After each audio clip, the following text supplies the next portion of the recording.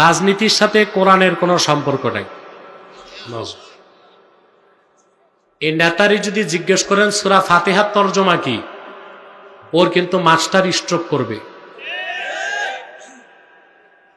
সূরা ফাতিহার তরজমা যে জানে না, এ কেমনে বুঝবে কোরআনে রাজনীতি আছে না নাই? এখন কি আমি প্রমাণ দিব কোরআন শরীফ থেকে? দেখেন, এই কোরআন কারীম সূরা হজ,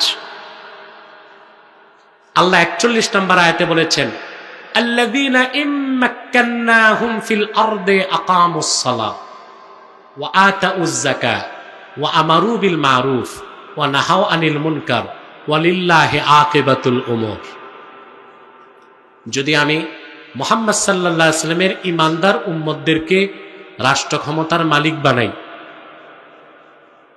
তারা নামাজ প্রতিষ্ঠা করবে, যাকাত আদায় করবে, সৎ কাজে আদেশ করবে, অসৎ কাজে নিষেধ করবে, তা আপনি রাজনীতি করবেন না, রাষ্ট্র ক্ষমতায় যাবেন কেমনে? কথা বলেন, সম্ভব?